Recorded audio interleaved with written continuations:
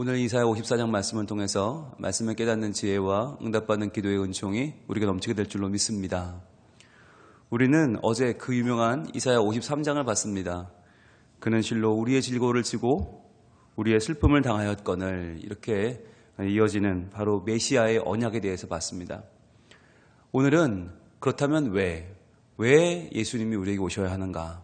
왜 예수님은 우리를 위해 질고를 지시고 우리를 위해 맞으셨는가? 왜 채찍에 맞으시고 죽으시고 우리를 위해서 희생하셨는가? 라고 하는 것을 볼 것입니다. 여러분, 왜 예수님이 우리에게 오셨어요? 왜 예수님이 우리를 대신해서 십자가를 지시고 죽으셨어요? 그것은 단 하나 때문입니다. 그것은 사랑입니다. 사랑. 하나님은 사랑이시라. 왜요? 하나님은요, 정의를 뛰어넘는 사랑의 하나님이시고, 하나님은 지식을 뛰어넘는 사랑이 있는 분이세요. 그래서 이게 아무리 논리적으로 성경을 이해하려고 해도 이해가 안 돼요. 아무리 머리가 좋은 사람, 아무리 철학적으로 뛰어난 사람도 성경을 읽으면 이해가 안 돼요. 왜? 하나님의 사랑을 알 수 없기 때문에. 그런데 아무리 못 배우고 아무리 세상적으로는 내세울 게 없는 사람도 하나님의 사랑을 받으면 이 성경이 이해가 돼요. 성경을 읽으면 그렇구나, 그렇구나, 무릎을 치면 성경을 읽게 돼요. 그 차이가 무엇인가? 바로 하나님의 사랑을 받았는가라고 하는 거예요. 하나님의 사랑이 없이는 이 성경 전체는 다 앞뒤가 전혀 맞지 않아요. 아니, 그렇게 잘못하고 우상을 섬기는데 왜 구원해요? 그냥 다 버려야지. 그런데 하나님은 또 구원하시고 또 찾아가시고 또 살리시고 또 만나주시고 또 안아주시고. 왜 그래요? 사랑하기 때문에. 그래서 우리가 사랑이라고 하는 걸 빼놓으면 사실 인간사도 이해할 수 없고요, 사람과의 관계도 이해할 수 없고요, 우리의 인생 살아가는 하나하나를 다 이해할 수 없는데, 무엇보다도 하나님의 말씀을 이해하기 위해서는 하나님의 사랑을 받아야만 한다. 그래서 오늘 이 아침에 하나님 말씀 앞에 나와 있는 우리는 하나님의 사랑받은 자인 줄로 믿습니다. 그 사랑이 어떤 사랑이냐? 오늘 보겠습니다. 이사야 54장 1절 출발합니다. 잉태하지 못하며 출산하지 못한 너는 노래할지어다. 산고를 겪지 못한 너는 외쳐 노래할지어다. 이는 홀로 된 여인의 자식이 남편 있는 자의 자식보다 많음이라 여호와께서 말씀하셨느니라. 이렇게 시작을 합니다. 여러분, 잉태하지 못하며 출산하지 못한 자, 누굽니까? 누가 잉태하지 못했고 누가 출산하지 못했습니까? 여러분, 이 당시에 이 표현은 인생이 아무런 가능성이 없다는 표현이에요. 여러분, 그렇잖아요. 아브라함의 아내 사레가 아이를 한참 못 낳았죠. 불임이라고 하는 것은 이 당시에 불가능이란 뜻이에요. 불가능, 안 된다, 할 수 없다. 사무엘의 엄마였던 한나는 왜 그렇게 울부짖으며 기도했습니까? 왜 그렇게 간절히 기도했습니까? 애가 없었기 때문이에요. 이 당시에는요, 요즘처럼 뭐 부동산 투기가 있습니까? 뭐 요즘같이 이렇게 세상이 복잡하지 않았잖아요. 인생이 굉장히 단순했어요. 문제도 단순했어요. 그 문제 중에 가장 심각한 문제는 뭐였냐면 불임이었어요. 자녀를 낳을 수 없다. 이건 굉장히 인간의 한계였고요. 이거는 인간이 할 수 없는 일이었어요. 결혼하고 5년, 10년, 20년 애가 안 생기는데 어떻게 하겠어요? 방법도 알 수 없고, 그 당시 의술로는 시험과 나기도 불가능하고 뭐 줄기세포 어쩌고 이런 거 다 불가능하잖아요. 그러니까 인간의 한계를 고백할 때 하는 말이 뭐냐? 잉태하지 못하며 출산하지 못한. 그런데 여러분, 이거를 그 당시 사람들은 어떻게 생각했냐면, 잉태하지 못하고 출산하지 못한 이유가 어디 있느냐? 분명히 뭔가를 잘못했다라고 생각한 거예요. 뭘 잘못했는가? 결혼 생활에 충실하지 않았다 라고 그 당시에는 생각했다는 거죠. 그러니까 이스라엘 백성들을 가리키는 이 말이 왜 여기에 여인의 불임으로 같이 쓰였는가? 이스라엘 백성이 하나님과 결혼했는데 하나님을 사랑하지 않았다는 거예요. 하나님을 사랑하지 않고 세상의 우상을 자꾸 바라보고 그것을 따라가고 그것을 좋아하니까 결국은 아이가 생기지 않았다. 아무런 열매가 맺히지 않았다. 후대에 어떠한 자손도 생기지 않았다는 거죠. 여러분, 이것은 신앙적으로도 매우 밀접한 연관이 있습니다. 여러분, 신앙적으로도요, 우리가 하나님은 잘 믿는 것 같지만, 그러나 정말 잘 믿는가 그렇지 않은가를 알아보려면 우리를 보면 안 돼요. 누굴 봐야 됩니까?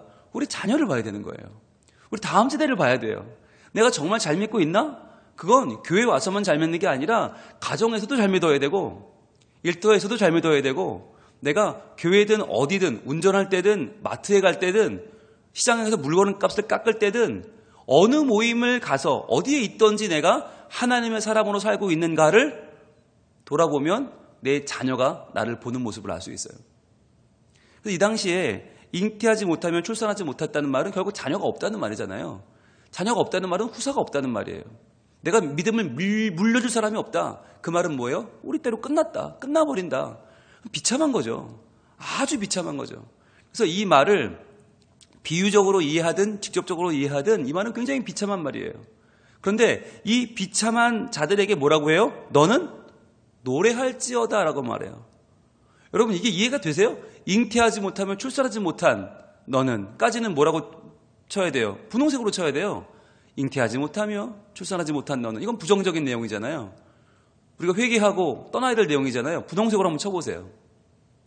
잉태하지 못하며 출산하지 못한 너는 까지는 분홍색으로 치시고 그 다음에 펜을 바꿔요. 노란색을 드신 다음에 노래할지어다 이거 치는 거죠. 노래할지어다. 이건 뭐예요? 노란색은 하나님의 은혜를 찬양하고 하나님께 감사하고 우리가 따라야 할 거죠. 우리의 현실은 분홍색이에요. 현실은 막막하고 낙담이 돼요. 잉태하지 못했어요. 출산하지 못했어요. 그런데 뭐 하라고 하세요? 노래하라고 하세요. 여러분 이게 신앙의 신비입니다. 이게 신앙의 신비예요. 왜? 나는 잉태를 못했는데 난 출산 못했는데 어떻게 노래할 수 있어요? 하나님이 계시기 때문이에요. 하나님이 계시기 때문에 그 하나님이 내 하나님이기 때문에 지금 나에게는 열매가 없고 나에게는 된 것이 없고 나에게는 지금 변화가 없는데도 불구하고 하나님을 의지하여 노래하는 거예요. 한 번 얘기하면 잘 못 알아들으니까 또 얘기합니다. 산고를 겪지 못한 너는 여기까지 분홍색 쳐보시고 산고를 겪지 못했단 말은 아예 그냥 아예 나갈 생각도 하지 말란 얘기죠. 산고조차도 한 번도 겪어보지 못한 너는 그런데 노란색 드시고 뭐라고 해요? 외쳐 노래할지어다. 자, 외쳐 노래할지어다 노란색으로 쳐보세요. 분홍색, 노란색, 분홍색, 노란색. 절망적인 인간의 모습과 하나님의 구원의 모습이 지금 등장하고 있는 거예요. 번갈아서 우리의 현실은 낙담이 되고 눈물이 나고 아픔이 가득하지만 그러나 그런 와중에서도 노래하라. 외쳐 노래하라.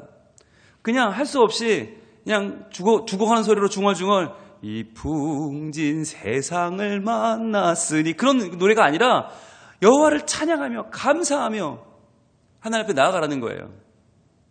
오늘 부른 찬양처럼 나의 모든 것 변하고 그 피로 구속받았네. 하나님은 나의 구원이시오니 내게 정죄함 없겠네. 신나는 찬양을 드리라는 얘기예요. 외쳐 부르라. 그러니까 현실은 지금 바닥인데 나의 찬양은 하늘을 날아요. 이게 신앙인의 모습이에요. 기죽지 마라. 너희의 현실만 바라보고 아파하지 마라. 그게 지금 너희가 할 일이 아니라는 거죠. 우리의 상황이 바뀌지 않아도 여러분 상황은 똑같아도 하나님을 기억하고 노래할 수 있는 사람, 그 사람이 신앙인이에요. 그래서 종교개혁자 마틴 루터는 이런 말을 했습니다. 기독교인은 어떤 환경에 있다 할지라도 마음속에서는 기쁨이 자리하는 사람이고 찬송과 기쁨의 표현을 마음껏 할 수 있는 사람이다. 이게 신자와 비신자의 차이라는 거예요. 비신자는 일이 안 풀리면 마음에 근심 가득하고 아픔과 슬픔이 가득 차고 도저히 노래가 안 나오죠. 그런데 신자는 상황에 관계없이 그 마음속에는 기쁨이 자리하고 찬송과 감사의 고백을 드릴 수 있는 사람이라는 거예요. 그리고 요한 웨슬레라는 목사님의 일기에 보면 이런 내용이 나옵니다. 우리가 모여서 하나님께 찬송을 드렸더니 이런 일이 벌어졌다는 거예요. 찬송하는 그 자리에서 자살하려고 마음먹은 한 여인이 그 찬송 소리를 듣고 은혜를 받아서 다시 돌이켜 소망을 얻었다. 이런 내용이 있어요. 막 지금 이제 죽으려고 목숨을 끊으려고 마지막 한 번 예배에 나왔는데 그 자리에서 찬송 소리를 듣고 이 여인이 소망을 갖게 되고 다시 살 용기를 얻게 됐다는 거예요. 우리의 현실이 그렇지 않습니까? 현실을 돌아보면 이거 뭐 살 이유가 없어요. 그냥 아프고 눈물 나고 아이고 이왕에 내가 정말 천국 갈 거 빨리 가자 이런 마음이 들어요. 그런데 그런 와중에도 우리는 하나님께 찬양하고 예배하고 하나님 주시는 기쁨으로 충만하단 말이죠. 그래서 오늘 이 말씀은 현실을 뛰어넘는 하나님의 은혜를 나타나는데 왜 그런가? 이는이란 말은 왜냐하면이란 말이에요. 왜냐하면 이유가 나오는데 홀로 된 여인의 자식이 남편이 있는 자의 자식보다 많음이라. 어떻게 이런 일이 벌어질 수가 있죠? 홀로 된 여인, 아니 남편이 없는데 남편이 있는 자의 자식보다 더 많아진다. 이것이 바로 그 다음에 나오는 마지막 여호와께서 말씀하셨느니라. 이것 때문이죠. 여호와께서 말씀하시면, 여호와의 말씀이 임하면 그 여인에게는 세상에서는 상식적으로 일어날 수 없는 일이 벌어지는 거예요. 홀로 된 여인의 자식이 남편 있는 자식보다 더 많아지는. 그러니까 상황은 불가능해 보이는데, 상황은 낙담할 수밖에 없는데 오히려 열매는 더 많아지는 하나님의 은혜, 하나님의 말씀의 능력이 우리 가운데 임한다는 거예요. 여러분, 이것이 직접적으로 보면 동정녀 마리아를 생각할 수 있죠. 아니, 남자를 모르는 여인이 어떻게 아이를 낳아요? 그런데 예수님이 태어나셨잖아요. 그것 자체가 뭘 말해요? 불가능을 가능케 하는 하나님의 역사죠. 그런 역사를 우리는 창조라고 부릅니다. 창조. 이거는 인과관계를 뛰어넘는 하나님의 역사하심이에요. 그런데 그 하나님의 역사하심이 동정녀 탄생으로 우리에게 오신 예수님에게만 일어나는 일이냐? 아니라는 거예요. 우리에게도 남편이 없는데 자식이 많을 수 있다. 왜? 여호와의 말씀이 임하면 그것이 가능하다. 사람들이 볼 때는 별거 아닌 것처럼 보이고 세상에서 볼 때는 볼 것도 하나도 없는데 그 사람이 하나님 안에서 복을 받고 하나님의 긍휼을 입고 하나님의 구원 얻는 백성이 된다는 거죠. 어떻게? 말씀이 임했기 때문에. 자, 그래서 우리는 어떻게 해야 됩니까? 2절입니다. 아주 유명한 말씀이죠. 내 장막 털을 넓히며 내 처소의 휘장을 아끼지 말고 널리 펴되 너의 줄을 길게 하며 너의 말뚝을 견고히 할지어다. 여러분, 이 말씀은 가장 오해받는 말씀 중에 하나예요. 이 말씀을 대부분 어디서 인용하죠? 어떤 설교에서 인용하죠? 건축할 때. 교회를 건축할 때 항상 하는 말이 뭐예요? 장막터를 넓혀라. 처소를 휘장을 아끼지 말고 널리 펴라. 너의 줄을 길게 하며 너의 말뚝을 견고히 해라. 이거를 교회 짓는 데 꼭 써요. 그런데요, 그것은 글쎄요, 뭐 굳이 잘못됐다라고 말하면 그분들이 화내겠지만 원래 뜻은 아니에요. 무슨 말이냐면 아까 1절에 뭐라고 그랬어요? 자식이 많아진다고 했어요. 처음에는 잉태하지도 못하고 산고조차 겪지 못했다. 애가 아예 없었어요. 그런데 이제는 자녀가 많아졌어요. 자녀가 많아졌기 때문에 하는 게 뭐예요? 장막터를 넓히는 거예요. 그 자녀들을 길러야 되니까. 그 많은 자녀, 이제 은혜로 얻은 자녀를 길러야 되니까 장막터가 넓어져야 되고 내 처소의 휘장도 아끼지 말아야 되고 널리 펴야 되고 줄을 길게 해야 되고 말뚝을 견고히 해야 되는 거예요. 왜? 애들이 뛰어다녀야 되니까. 여러분, 이 말씀이 교회 건축과 상관이 없는 이유가 뭐냐면 장막터를 넓히자는 얘기는 이건 텐트거든요. 텐트는 쳤다가 옮겼다 하는데요. 그럼 이 말씀대로 하려면 교회를 지었다 부셨다 해야 되는데 그거 하시겠어요? 안 할 거잖아요. 우리는 안 할 거는 안 하고 할 거는 하는 그런 아주 이상한 신앙을 가지고 있어요. 그래서 말씀을 읽을 때 내가 마음에 드는 부분은 갖다 따라하고 마음에 안 드는 부분은 안 따라해요. 이 본문은 아이가 많아지고 자식이 많아지고 우리 함께 거하는 공동체가 넓어진다는 이야기예요. 그래서 3절에 이렇게 나오잖아요. 3절 보세요.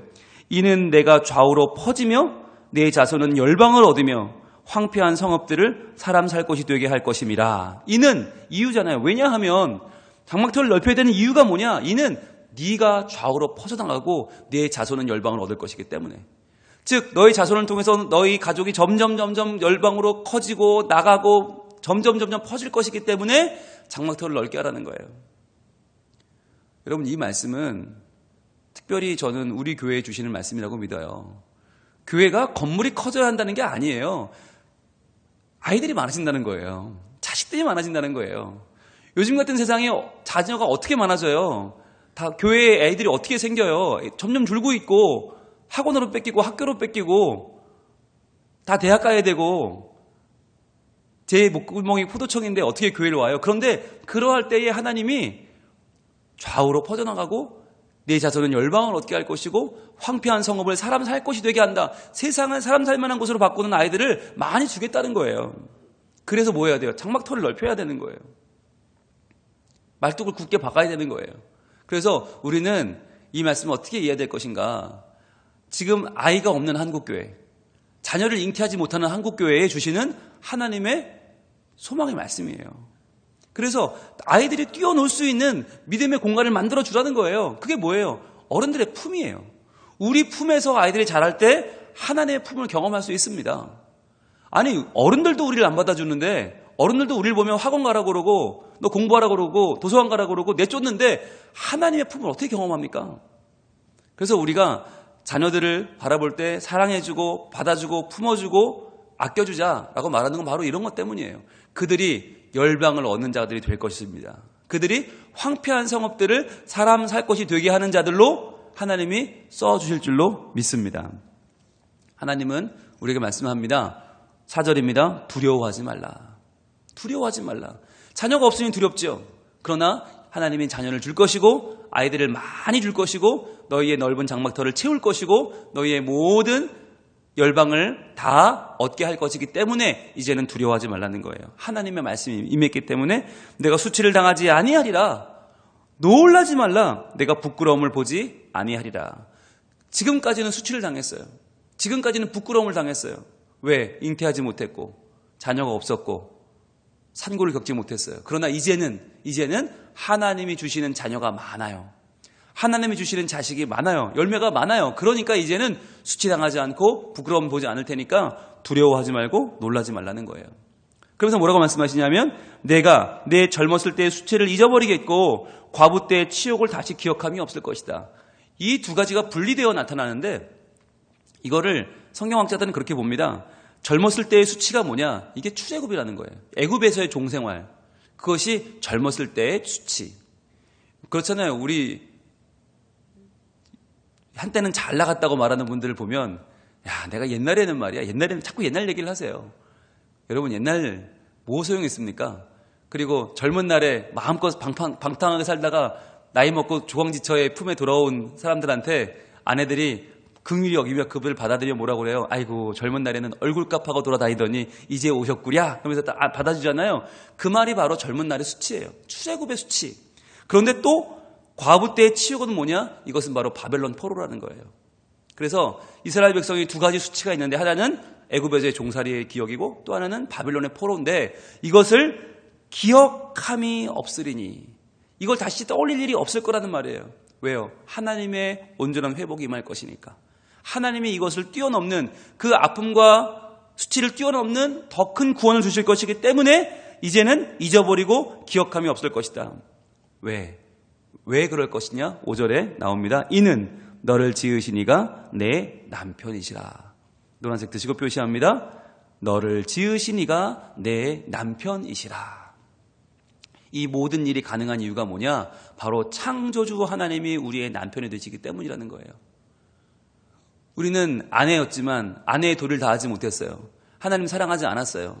그래서 결혼했지만 방탕하게 살았고 음탕하게 살았고 하나님 사랑하지 않고 우상을 섬겼어요. 그래서 우리는 아무 희망이 없다고 생각했어요. 그런데 성경은 말합니다.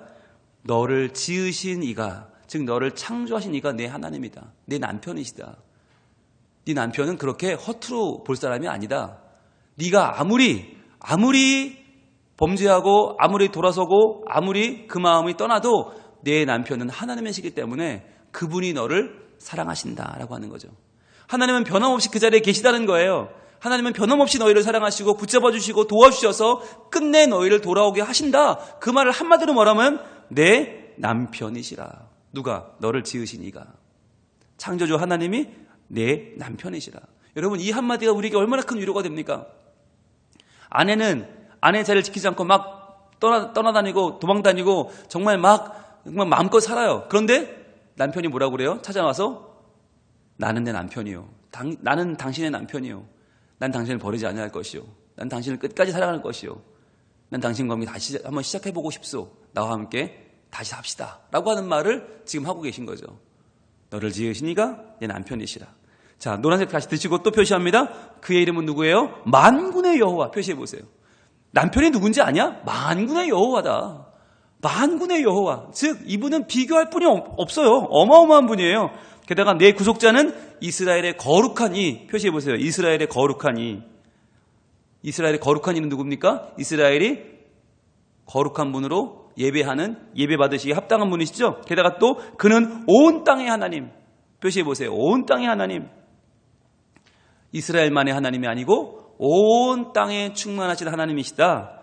일컬음을 받으실 것이다. 그래서 노란색으로 표시한 부분만 읽으면 이렇게 됩니다. 이는 너를 지으신 이가 내 남편이시라. 그분 누구예요? 만군의 여호와. 이스라엘의 거룩하니 온 땅의 하나님. 여러분 적어도 우리 남편이 그런 분이세요. 우리 하나님이 그런 분이란 말이에요. 그러니까 우리가 내가 좀 약하다고, 내가 좀 허물이 많다고 나를 버리는 분도 아니시고 나를 포기하는 분이 아니시란 말이에요. 그게 하나님의 사랑이에요. 하나님의 견고한 사랑, 변치 않는 사랑, 항상 함께하는 사랑이 바로 오늘 이사야 54장의 사랑인데, 그 사랑을 다시 한번 확실하게 인증해 주시는 말씀이 오늘 10절에 나와 있습니다. 오늘 10절 읽고 마칩니다. 같이 10절 읽습니다. 시작. 산들이 떠나며 언덕들은 옮겨질지라도 나의 자비는 내게서 떠나지 아니하며 나의 화평의 언약은 흔들리지 아니하리라. 너를 긍휼히 여기시는 여호와께서 말씀하셨느니라. 아멘. 여러분, 산들이 떠나며 언덕들은 옮겨질지라도, 이 말은요, 우리말로 하면 해가 서쪽에서 뜬다고 해도 라는 말이에요. 결코 일어나지 않을 일을 말하는 거예요. 절대 일어나지 않는 일. 산들이 떠날 수 있냐? 언덕들이 옮겨질 수 있냐? 아니, 그렇다 할지라도 나의 자비는 내게서 떠나지 아니할 것이다. 산보다 확실한 자비를 말씀하는 거죠. 이게 사랑이잖아요. 게다가 나의 화평의 언약은 흔들리지 아니할 것이다. 절대로 흔들리지 않는다. 항상 이 자리에 있을 것이고 너희가 돌아오면 나는 너희를 기쁘게 맞아줄 것이야. 하나님의 화평의 언약, 바로 샬롬이죠. 이 변하지 않는 언약을 약속하십니다. 왜요? 너를 긍휼히 여기는 여호와께서 말씀하셨느니라. 너를 긍휼히 여기시는 여호와. 한번 여러분 노란색 드시고 표시해 볼까요? 나의 자비는 내게서 떠나지 아니하며 나의 화평의 언약은 흔들리지 아니하리라. 노란색으로 쫙 쳐보세요. 그리고는 마지막으로 한 절을 더 칩니다. 너를 긍휼히 여기시는 여호와께서 말씀하셨느니라. 여러분, 이 말씀이 오늘 우리에게 주어졌습니다. 하나님의 자비가 필요하고 하나님의 화평의 언약이 없이는 단 하루도 한순간도 살 수 없는 우리를 긍휼하게 여기셔서 하나님의 이 말씀을 주셨습니다. 오늘도 흔들리는 우리들, 오늘도 이리저리 왔다 갔다 우리의 마음이 12번도 더 오락가락하는 우리들에게 하나님 말씀하십니다. 나의 자비는, 나의 언약은 떠나지 않고 흔들리지 않는다. 걱정하지 마라. 내가 네 남편이다. 오다 가다 만난 사이가 아니라 내가 네 남편이다. 너를 끝까지 책임지고 너를 보호하고 너를 살릴 것이다. 우리 창조주 하나님의 약속을 붙잡고 오늘도 든든히 서서 하나님의 약속 그 위에 오늘도 춤추며 기뻐하며 찬양하며 노래하며, 비록 우리의 현실은 잉태하지 못하는 여인 같을지라도 노래하고 기뻐 외쳐 노래하면서 할렐루야로 주님을 찬양하면서 오늘도 하나님의 사랑 가운데 당당하게 살고 기쁘게 살고 주를 기쁘시게 하는 우리 모든 성민 가족들 될 수 있기를 축복합니다. 기도하겠습니다. 하나님, 오늘 이사야 54장 말씀을 통하여 우리를 사랑하시는 하나님의 변함없는 은총과 하나님의 언약을 말씀해 주시니 감사합니다. 하나님, 우리는 잉태하지 못하는 여인과도 같고 출산하지 못하고 그 어떠한 산고도 겪지 못한 홀로 된 여인처럼 외롭고 쓸쓸한 현실을 살고 있습니다. 그러나 하나님은 여전히 내 하나님이셔서 내 남편 되신 하나님께서는 나를 끝까지 사랑하시고 그러한 내가 돌아오기를 원하시고 그러한 나를 맞아주려고 두 팔을 벌리고 계십니다. 하나님, 오늘도 우리 그 하나님을 기억하고 나를 지금도 사랑하시며 긍휼히 여기시며 불쌍히 여기시고 나에게 화평의 언약을 주시는 그 하나님을 의지하고 오늘도 그 하나님 찬양하며 신뢰하며 살게 하여 주옵소서. 그래야 현실의 어려움을 이겨내게 하시고 두려움을 뛰어넘는 믿음의 사람이 되게 하시며 하나님께서 언제나 복 주시는 하나님 자녀로 살게 하여 주시옵소서. 주님, 오늘 있을 모든 일들 가운데 동행하여 주시고 하나님만 온전히 섬기는 주의 백성으로 기쁨 가운데 찬양 가운데 살게 하여 주시옵소서. 예수님 이름으로 기도합니다. 아멘.